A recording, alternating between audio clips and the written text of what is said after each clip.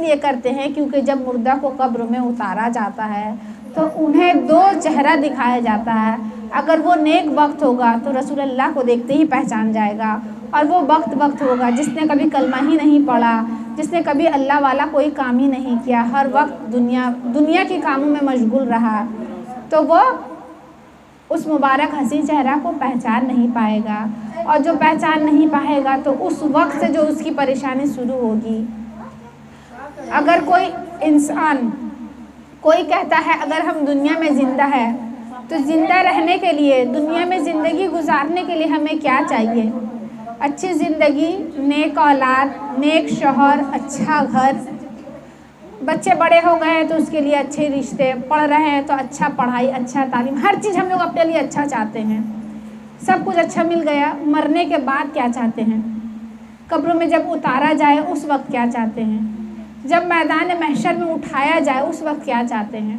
اور جب پل صراط سے گزارا جائے تب کیا چاہتے ہیں؟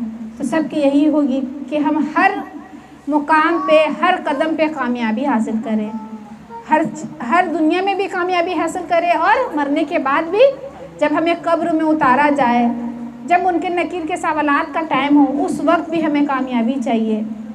کیونکہ جو سوالات کا جواب نہیں دے پائیں گے تو قبر سے ہی اس کا عذاب شروع ہو جائے گا، اور وہ عذاب تا قیامت تک چلتا ہی رہے گا. ایک دن ہمیں برداشت نہیں، ایک گھنٹہ برداشت نہیں، ایک چوٹی کا کاٹنا برداشت نہیں، ایک مچھر کا کاٹنا برداشت نہیں ہوتا، تو قبر کے عذاب کو ہم کیسے برداشت کریں گے؟ قبر کی گہرائی کو سوچے، اپنی موت کو ہمیشہ یاد کرے. کس وقت روح جسم سے نکل جائے، کس وقت یہ جو روح ہے ہمارا ساتھ چھوڑ دے، کیونکہ اس کا کوئی ٹھکانہ نہیں، اس کی کوئی گارنٹی نہیں ہے. انسان کی زندگی کا جو سامان سارا کچھ ہے، سامان 100 برس کا ہے، پل بھر کی خبر نہیں. کب زندگی ہنستے ہنستے خاموش ہو جائے، کب زندگی چلتے چلتے رک جائے. جیسے ہی روح جسم سے باہر ہوتی ہے باڈی کا کوئی وجود نہیں رہتا، اس کا نام تک چھین لیا جاتا ہے، مرحوم یا مردہ کہلاتا ہے. یہ نہیں کہا جاتا کہ فلاں کا بھائی، فلاں کے شوہر، فلاں کا بیٹا، فلاں کا انکل، آنٹی، یہ سب کچھ نہیں ہوتا. مرحوم کہلاتے ہیں. سب سے پہلے نام چھین لیا جاتا ہے، مرحوم کا نام چھین لیا جاتا ہے. تو ہمیں اپنے نام بنانے کے لیے کیا کرنا ہے؟ اگر ہم چاہتے ہیں کہ دنیا بھی اچھی گزرے اور قبر میں اتارے جائے اس وقت بھی سب کچھ اچھا ہو، جب میدان محشر میں اٹھائے جائے اس وقت بھی سب کچھ اچھا ہو، جب پل صراط سے گزرے تو اس وقت بھی ثابت قدمی ہو، تو ہمیں اس کے لیے کیا کرنا چاہیے؟ کیا ایسا کام کرے جو ہمارا سب کچھ میں ہم فتح پا لیں، دنیا بھی جیت لے اور آخرت بھی جیت لے. تو سب سے پہلے ہمیں 5 وقت کا نماز پڑھنا ہے، نماز کی پابندی کرنی ہے، اور اس کے بعد جو ہمارا دوسرا کام ہے وہ حضور پاک پر کثرت سے درود پڑھنا. جتنا زیادہ ہم درود پڑھیں گے نا اتنا زیادہ وہ ہمارے لیے کام آئے گی. کیونکہ جب میدان محشر کی محفل سجائی جائے گی تو وہاں پہ ایک جھنڈا جسے ہم کہتے ہیں، حضور پاک کا عرش کا سایہ، وہ سایہ میں کون آ سکتا ہے؟ جس نے حضور پاک پر کثرت سے درود پڑھا ہوگا. اور یہ کثرت سے درود پڑھنا کیا ہے؟ اگر ہم ایک بار درود پاک پڑھتے ہیں تو ہمیں 10 نیکیاں ملتی ہے، 10 درجات بلند کیے جاتے ہیں، اور 10 گناہ ہمارے مٹا دیے جاتے ہیں. تو یہ ایک درود پاک پڑھنے کی فضیلت ہے. اور اگر ہم کثرت سے درود پاک پڑھتے ہیں تو کثرت سے درود پاک پڑھنا کسے کہا جاتا ہے؟ تو اگر 313 بار اگر ہم لوگ درود پاک روزانہ پڑھتے ہیں تو یہ کثرت میں شمار ہو گیا. کس میں شمار ہو گیا؟ کثرت میں. رسول اللہ صلی اللہ علیہ وسلم فرماتے ہیں کہ جس نے مجھ پر دن بھر میں 50 بار درود پاک پڑھا، کتنے بار؟ تو وہ میرے ساتھ، مطلب جب ہم لوگ جنت میں جائیں گے تو جنت کے دروازے پہ اس کا کاندھا میرے کاندھے سے ٹچ کرتا ہوگا. سبحان اللہ، سبحان اللہ.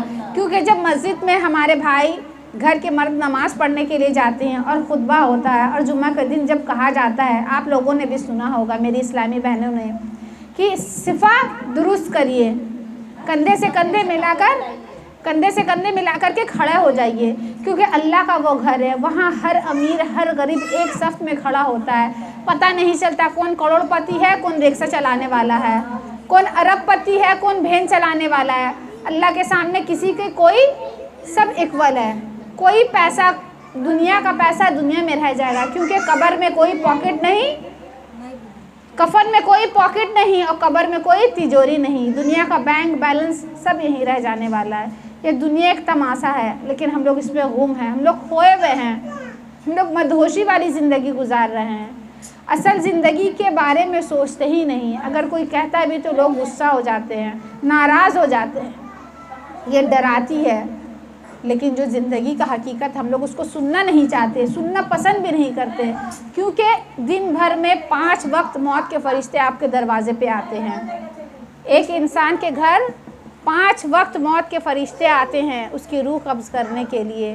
تو ہمیں اپنے دن بھر میں اپنے موت کو یاد کرنا چاہیے کہ کس وقت اللہ پاک کی طرف سے ندا آ جائے اور ہمارا روح ہمارے جسم کو چھوڑ کر پرواز کر جائے۔ تو اللہ سے خوب خوب ڈرنا چاہیے اور اللہ کی حمد و ثنا کرنا چاہیے، کیونکہ جس محفل میں اللہ اور اس کے رسول کا ذکر ہوتا ہے اور اس محفل کی برکت، اس محفل کی شان یہ ہوتی ہے کہ اس محفل میں آنے والا، بیٹھنے والا، ادب سے سننے والا، تعظیم کی تمام سر و سامان کو لانے والا، سجانے والا، سوچنے والا، جب ہم میلاد کی محفل سجانے کا سوچتے ہیں تو اس وقت سے اس گھر میں رحمتیں اور برکت آنا شروع ہو جاتی ہے۔ سبحان اللہ، سبحان اللہ، اللہ کے فرشتے نزول ہو جاتے ہیں، اور اس مجلس میں اس قدر اللہ کے فرشتے اس قدر آ جاتے ہیں کہ پیر رکھنے کی جگہ نہیں ہوتی۔ تو اس میں سے ایک فرشتہ اللہ کی بارگاہ میں عرض کرتا ہے، اے اللہ، اللہ تو ہر چیز پر قادر ہے، ہر چیز کا علم ہے۔ اللہ ارشاد فرماتے ہیں، وہ فرشتہ اللہ سے ارشاد فرماتے ہیں، اے اللہ، میں ایک ایسی مجلس سے آ رہا ہوں جہاں تیرے اور تیرے حبیب کا ذکر ہو رہا تھا۔ سبحان اللہ، سبحان اللہ۔ تو اللہ پاک بڑے خوش ہو جاتے ہیں اور ارشاد فرماتے ہیں کہ اے مجلس سے آنے والے فرشتہ، اس مجلس میں جس نے آیا، جس نے شرکت کی، جو بیٹھ کر کے میرے حضور پر درود و سلام پڑھ رہا تھا، ان کے نام کی تعظیم سے آنکھوں کو بوسہ لے رہا تھا، یہ صلی اللہ تعالیٰ علیہ وسلم کہہ کر جو ہمارا یہ چومنا، یہ تعظیم رسول ہے، یہ تعظیم رسول ہے، جس نے میرے حبیب کے نام کا تعظیم کیا، ان کے نام کی عظمت سے درود پڑھ کر کے انہیں درود و سلام بھیجا۔ تو اس مجلس کی برکت سے میں اس مجلس میں آنے والا، اس مجلس کی برکت، جب بھی کبھی بھی کہیں بھی میلاد کی محفل سجے، حالانکہ آپ سے بات ہو یا نہ ہو، یا کسی بھی طرح کی کوئی بھی ہو جاتی ہے فیملی میٹر میں، تو محفل جو میلاد کی محفل ہونا، ضرور سے ضرور شرکت کیا کیجیے جانے کی، کیونکہ اس مجلس میں جو برکت، جو رحمت برستی ہے اللہ کی، اس سے ہماری کتنی جسمانی تکلیف دور ہو سکتی ہے، کتنی ذہنی تکلیف دور ہو سکتی ہے، آنے والی پریشانی دور ہو سکتی ہے، اس کا علم ہمیں نہیں ہوتا۔ اذان ہو رہا ہے۔ تو اس مجلس کی برکت سے اللہ پاک فرشتے سے فرماتے ہیں کہ اے میرے فرشتے، اس مجلس میں جس نے شرکت کی، اس نے مجھ سے کیا طلب کیا؟ تو فرشتے ارشاد فرماتے ہیں، اے اللہ، اس مجلس میں آنے والوں نے تجھ سے تیرے جنت کا سوال کیا ہے۔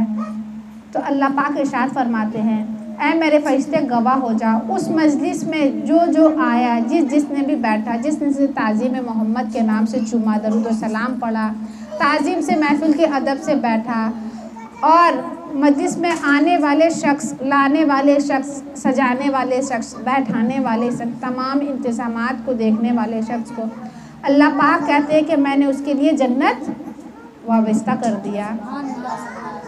تو اللہ پاک اور ارشاد فرماتے ہیں کہ اس مجلس میں آنے والے فرشتے جو مجلس سے آ رہے ہیں، میلاد کی محفل سے جو آ رہے ہیں، وہ فرشتے اللہ پاک سے عرض کرتے ہیں، اے اللہ پاک، اس مجلس میں تیرے بندے نے تجھ سے تیرے جہنم سے نجات مانگی ہے۔ تو اللہ پاک فرماتے ہیں، اے فرشتے تم گواہ ہو جاؤ، اس مجلس میں آنے والے کے لیے، تمام کے تمام کے لیے میں نے جہنم کو حرام کر دیا۔ سبحان اللہ، سبحان اللہ۔ صلی علی الحبیب صلی اللہ تعالیٰ علی محمد صلی اللہ تعالیٰ علیہ وآلہ وسلم۔